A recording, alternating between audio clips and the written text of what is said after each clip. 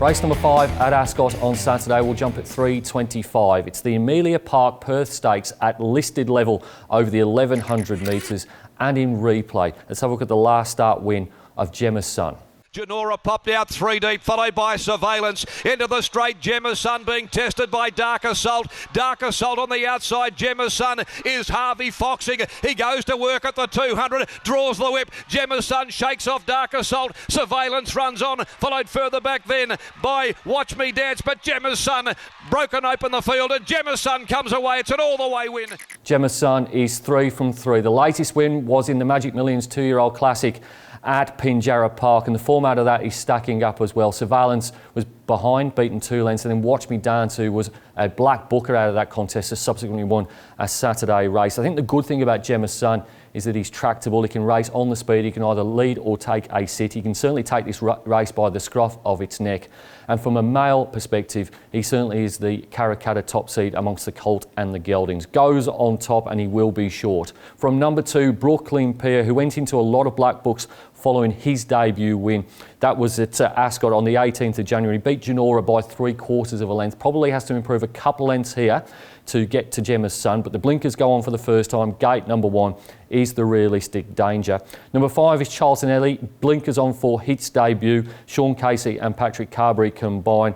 Debuts off that trial win, and a couple of his siblings from the family that the Dailies have been breeding from have performed quite creditably. And then number 6, No Surrender. Another debutant heading to the races off a trial win. Number 3, Dark Assault, and number 4, Mods Too Hard. I don't think anyway, they've got the form here to stack up to at least the top 2. Top selection in race number 5 is number 1, Gemma's Son, to beat 2, Brooklyn Pier, 5, Charlton Eddy, and 6, No Surrender. Race number 6 at Ascot on Saturday will jump at 4 o'clock. It's the Furphy Jim Crack Stakes, a Group 3 race over the 1100 metres for the 2-year-old fillies, and in replay, let's have a look at the last start win of Watch Me Dance.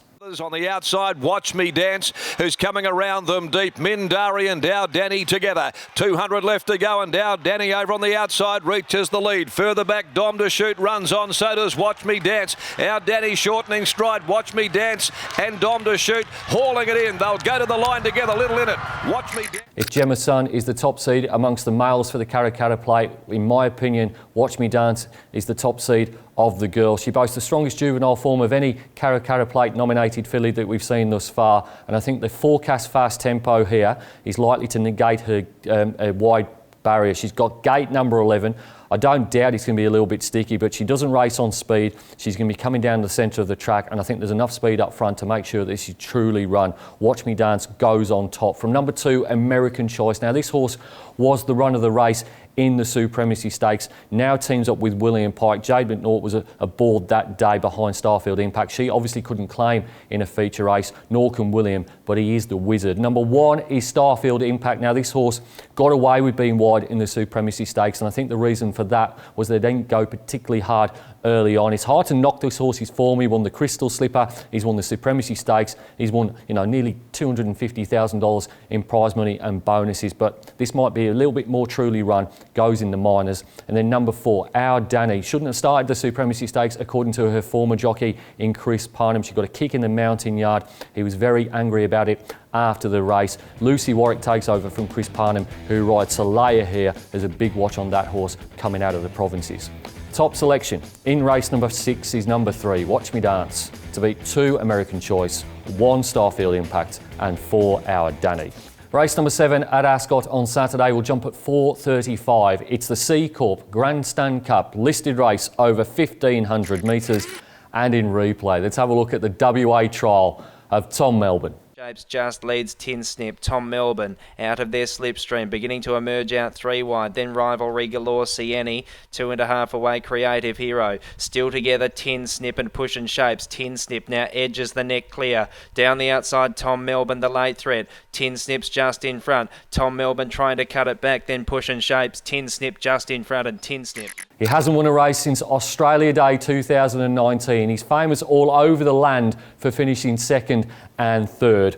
but I'm going to go with Tom Melbourne in the Grand Stunk Cup because I think he's very well handicapped on his WA rating of 98, quite like the trial. I know he's a little bit disappointing in the Chatham Stakes at Flemington during the Melbourne Cup Carnival when he was beaten nearly 9 lengths by Reykjavik, but if you go back through his form, only a few starts ago he finished third in a Group 2 at Rosehill, beaten less than 2 lengths by Mr Seawolf, who won $1 million race back towards the tail end of last year. He's a cult hero. I think the speed will be on for him here, and I think he's the one to beat.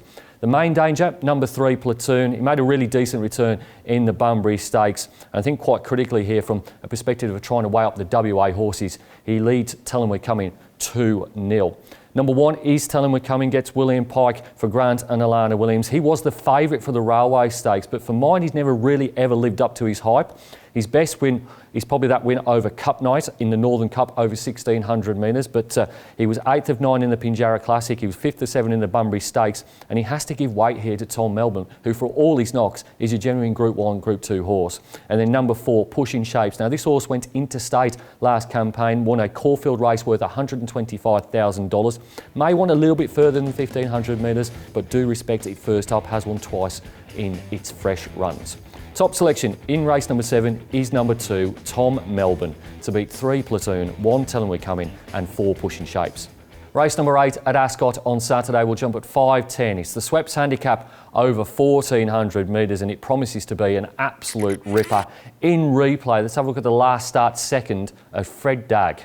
Fred Dagg with Brockhoff underneath it. Pims Royale still well back, but in the straight. Red Cam Man exploded to the front. Leads from Fred Dagg, who's putting in a big run down the outside. Red Cam Man in front. Fred Dagg's trying to reel it in. Red Cam Man from Fred Dagg. Pims Royale flies. Red Cam Man in front. Strong win. He's holding on from Fred Dagg and Pims Royale. The race we've just seen in replay was the Amelia Park Beef handicap over the 1,200 metres. It looked like a really good race to put into the black book.